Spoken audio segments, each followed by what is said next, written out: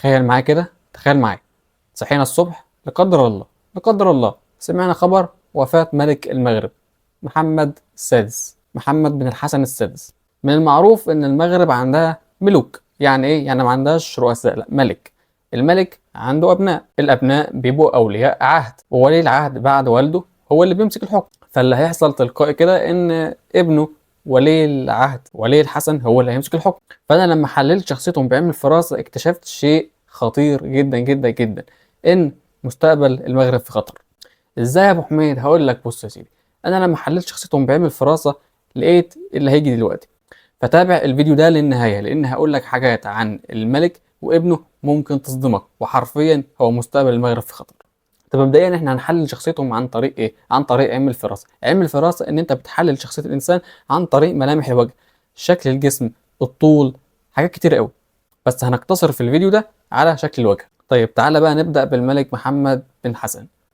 مبدئيا كده لما تيجي تاخد شكل الوجه ده، شكل الوجه ده يعتبر اللي هو الوجه القمري ومعاه خلطه الوجه ده المقلوب. جبتها منين يا ابو حميد؟ اقول لك والله الفك العريض قوي ده، لما تلاقيه عريض بالمنظر ده اعرض شويه من الجبهه، فبنقول على الشخصيه دي عندها حته دلو مقلوب. يعني ايه دلو مقلوب؟ يعني عنده الغايه تبرر الوسيله، هيعمل اللي هو عاوزه ايا كانت الطريقه، ايا كانت الوسائل عشان يوصل للاهداف. وفي نفس الوقت لما تيجي تبص هتلاقي برضو عنده عظمة جشع هنا اسمها عظمة القمري أو الوجه القمري. الوجه القمري عنده حاجة اسمها حب الخلود، بيحب يتمتع بالحاجة لأطول فترة ممكنة، وفي نفس الوقت بيحب يعيش أو يغرق في الملذات، أو إن هو عايش أصلا في الملذات من غير ما حد يحاسبه ويقول له أنت بتعمل إيه وما بتعملش إيه. يعني من الآخر كده شخصية حرة بتعمل اللي هي عاوزاه أيا كان. وفي نفس الوقت لو حد جه عليها أو حاول إن هو يعني يقف قصادها، حرفيا هتشيله بسبب طبعا الفك العريض قوي ده. والجميل بقى او اللي عجبني اكتر في التحليل بتاع الشخصيه ده، انك لما تيجي تبص هتلاقي الاطار بتاع الجبهه من فوق اللي هو الاطار مدور او واخد شكل مدور. ده معناه ايه؟ ده معناه ان الشخصيه دي بتعمل حساب كويس لاي حد موجود بخصوص القرارات اللي بياخدها. يعني ايه؟ يعني انا لما هاجي هاخد قرار، هاخد القرار مبني على مشاعر الناس اللي حواليا. يعني مثلا هاخد قرار ما يأذيش محمد، ما يأذيش بسمة، ما يأذيش مش عارف مين، يعني من الاخر كده يرضي جميع الاطراف. وفي نفس الوقت مع الفكر العريض الشخص ده اصلا بيحط، يعني بنقول عليه شخصيه سيكوباتيه اصلا. يعني ايه سيكوباتي؟ يعني بيستغل السلطه عشان يعني يتحكم في الناس ويوصل لاهدافه الشخصيه. فلما تلاقي عنده الملمح ده، فعندنا شخصيه تقدر تقول عليها ديمقراطية ظاهريا، ولكن في نفس الوقت هي بتعرف تنفذ اللي في دماغها، او بمعنى صح تعرف ترضي جميع الاطراف يعني، وفي نفس الوقت تمشي مصالحها الشخصية. والاجمل من ده بقى ان الشخصيه دي عندها حته هنا في الشفايف او الفم بيكون كبير مليان بالمنظر ده. فالشخصيه دي كريمه، يعني من الاخر كده هو مظبط شعبه ومعيشهم المفروض في رخاء وغنى، يعني بمعنى صح. ولكن للاسف هو الشخصيه دي مش هتبقى كده مع الكل. ليه؟ لان لما تيجي تبص على الحته اللي هنا دي، الأذن نازلة لتحت الأنف. ده معناه إيه؟ ده معناه إن الشخصية دي عندها فريقين في حياتها، في فريق بتيجي عليه أو فريق بتظهر له المثالية. الفريق اللي بتظهر له المثالية ده الفريق اللي هو المفروض يعني ممكن يكون بيشكل خطر على الشخصية دي. إنما الفريق التاني اللي ما يقدرش يشكل خطر على الشخصية دي ممكن يعني مش هيعمل له حساب الى حد ما، ولكن ظاهريا هيكون ان هو الشخص الديمقراطي المحبوب كده. هو فعلا شخص محبوب، على فكره شخصيه محبوبه اللي هي يا سيدي الجبهه دي الوحيده هتكفي. ولكن لما تيجي تبص كمان هتلاقي هنا الانف دي قصيره. ده معناه إيه؟ ده معناه برضو ان الشخصيه دي مرحه. يعني ايه مرحه؟ يعني بتحب تهزر وكده. وفي نفس الوقت على فكره الشخصيه دي مدمنه عمل، يعني في الشغل ما عندوش يوم مرحميني. ولكن مع الجبهه دي والشفايف المليانه اللي هو الشخص الكريم، لا الشخصيه دي بتعرف تظبط شعبها، او من الاخر كده تعرف تنيم ايا كان النوع المعارضه. فانا قدامي شخصيه محبوبه، يعني من الاخر كده بيسيطر بس بالحب، ما بيزعلش حد يعني. طب تعالى بقى نشوف شخصيه ولي العهد ولي الحسن.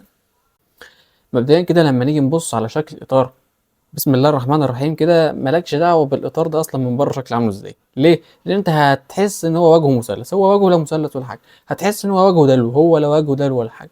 امال وجهه ايه؟ لازم هنا بقى نقسم الوش ثلاث مناطق كده، كذا منطقه، تمام. ولكن هو الوجه يعتبر متماثل، فاحنا مش هنقسم اخر تقسيمه دي. يعني ايه؟ يعني شيل يا عم.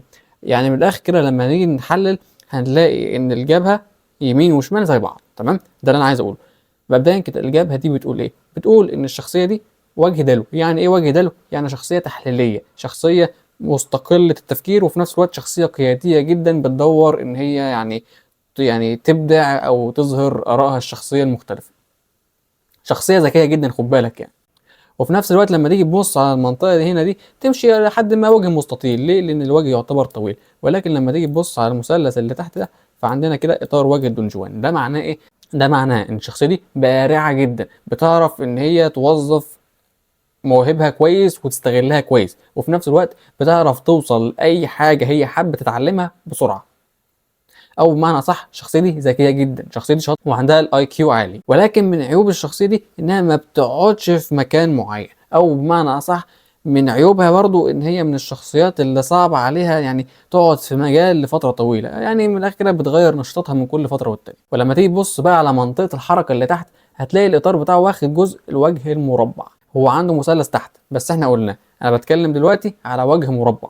والوجه المربع لما تلاقيه تحت في الوجه معناه ان الشخصيه دي حاسمه وحازمه. يعني ايه؟ يعني من الاخر كده بتعرف ان هي تاخد قرارات او تتحمل مسؤوليه قراراتها، وشخصيه ما عندهاش الرمادي. يعني ايه؟ يعني يا ابيض يا اسود. طب ولي العهد هل هيقدر ان هو يتحمل المسؤوليه بعد والده؟ ركز معايا. لما تيجي تبص على الاذن دي كده هتلاقي حجمها كبير. ده معناه ايه؟ ده معناه ان الشخصيه دي عندها قدره على استيعاب المعلومات الكفايه او خبرات كتيره، وفي نفس الوقت بتقدر تتحمل المسؤوليه. ولما تيجي تبص برضو على الفك قلنا من شويه ان هو بيقدر يتحمل مسؤوليه قراراته. وفي نفس الوقت لما تيجي تبص على جبهه زي دي، جبهه دي معناها الشخصيه دي اصلا شخصيه قويه. فكده الشخصيه دي تقدر فعليا وعندها الثقه ان هي يعني تاخد قرارات او ان هي تتحمل مسؤوليه. ولكن في ملامح تانية بتدل ان هو اصلا خجول. يعني ايه؟ الخجل اللي انا بتكلم عليه خجل اجتماعي، يعني مش عشان وجهه طويل، لا، خجل يعني ان هو يتعامل مع الناس اصلا. مش يعني مثلا لو اول مره يتعامل معاها النهارده هتلاقيه لسه مش على بعضه وكده. على فكره في ناس اول ما تعاملها اول ما تشوفها اصلا كده تلاقيها ناس بجح اصلا وتلاقيها تهزر معاك والدنيا ولا كانه اصلا ابن خالتك. انما الشخصيه دي لا، يعني واحده واحده كده بيبدا ياخد على الناس. فدي حاجة إلى حد ما كويسة ووحشة في نفس الوقت. هو شخص محترم، يعني ده اللي أقصده، إن الولد ده محترم جدا ومتربي جدا خد بالك. ولكن العيوب بقى اللي قلت لك عليها إن هو بيكون خجول شوية. فعندنا دلوقتي شخصية تقدر تتحمل المسؤولية، حلو جميل.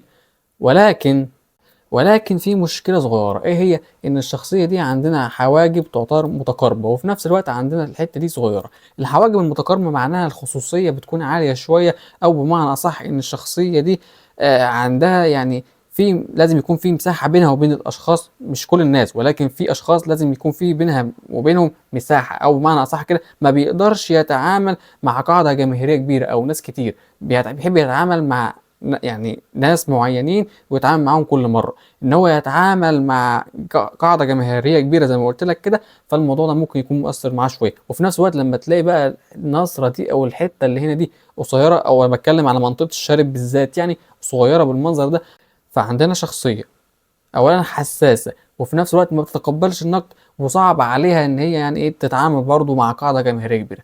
اللي انا عايز اقوله ان الشخصيه اللي قدامنا خجوله، لسه ما اكتسبتش الثقه ان هي تتعامل مع الناس كتير. حتى تلاقيه اصلا في اللقاءات لما بيظهر بتلاقيه برضه شخصيه خجوله. على فكره انا ما بتفرجش ولا اعرف حاجه عن المغرب، ولكن هو انتوا قلتوا لي ان هو شبهي الصراحه فانا قلت احلله خلاص. وهو اصلا مش شبهي ولا حاجه يعني، بس هو الاطار ممكن فيه شويه شبه، يعني هو نفس الاطار تقريبا ولكن انا مش شبهه خالص. فلو انت شايفه شبهي اكتب لي تحت في التعليقات. بس هو الصراحه انا مش شايفه شبهي خالص. الحاجه التانيه لما تيجي تبص على عينه بقى، ودي الاهم بقى واللي انا عملت عنها الفيديو اصلا، العين دي تقريبا نفس عيني. عشان تقريبا كده انتوا قلتوا ان انا يعني شبهه، ولكن لا. هو العين دي تعتبر انا شبهي. العين بتاعتي مش موجوده في اي كتب ايا كانت. الشكل ده جديد من براءة اختراع انا، اسمها عيون العارف. انا سميتها كده لانها عيوني انا، وفي نفس الوقت يعني ما تلاقيش عند ناس كتير. ولكن الحلو ان انا لقيتها عند ولي العهد. معناها بالظبط ان الشخصيه دي عاطفيا ممكن تكون مش كويسه، يعني ما بتعرفش تتعامل في المواقف العائليه العاطفيه الحاجات اللي من هذا القبيل. انتوا فاهمين انا بتكلم في ايه. وكمان عندها قدره مش طبيعيه على اللف والدوران، وانها يعني تخطط وتتكلم بلباقه عاليه جدا جدا جدا، مع شويه لباقه تانيين الشخص ده هتلاقيه يعني كلامنجي زياده عن اللزوم. وفي نفس الوقت بيعرف ان هو يركب حاجات كتيره مع بعض. يعني من الاخر كده بيعرف يديك حاله من الدراما برضو، ولكنها مش بتكون مصطنعه، لا دراما حقيقيه الشخص ده بيقدر يكون حاسسها، ولكن للاسف بتطلع بصراحه زياده. والصراحه الزياده دي زي ما قلت لك بتقلب بقى الموازين وتخلي ان الشخصيه دي ما بتعرفش تتعامل في الامور العاطفيه زي ما قلت لك من شويه. دي كانت عيون العارف اللي هي من براءة اختراع يعني. طيب شكل العين دي عامل ازاي؟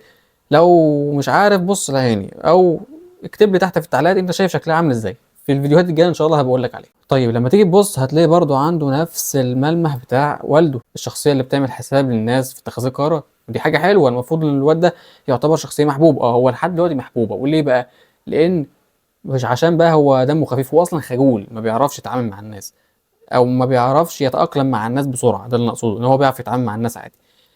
الاذن بتاعته دي طالعه لبره كده، ده معناه ايه؟ ده معناه ان الشخصيه دي اولا استقلاليه في الراي، ليه اراء مختلفه عن الناس كلها، وفي نفس الوقت الشخصيه دي بتكون يعني ما تعملش حاجه من غير مقابل. طب ما تعملش حاجه من غير مقابل مع الشخصيه شاطره، وفي نفس الوقت بتحب توصل اللي هي عاوزاه بسرعه، فمعناه ان الشخصيه دي بتعرف ان هي تعمل حاجات او تحط نفسها في مواقف معينه تخلي الناس تحبها. ده من الجبهه اللي هي المدوره من دي.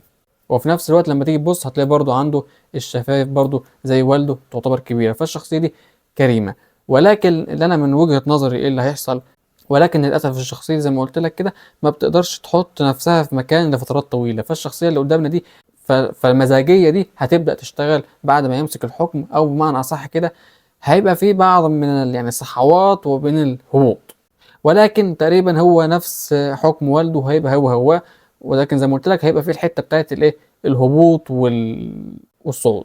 وفي نفس الوقت هيكون مستقل في الرأي، وغالبا هيبقى فيه خلافات بينه وبين دول كتير او ناس كتيره في العموم في الدوري اصلا، مش شرط بره يعني من الاخر السياسه كلها تختلف، ولكن هما الاتنين متفقين على حب الناس، فالشخصيه دي هتفضل برضه محبوبه. ولكن على اي حال الشخصيه اللي قدامي دي محترمه جدا، طيبه جدا، مؤدبه جدا، متربيه جدا، فالشخصيه دي هتكون شبه ابوها بشكل كبير.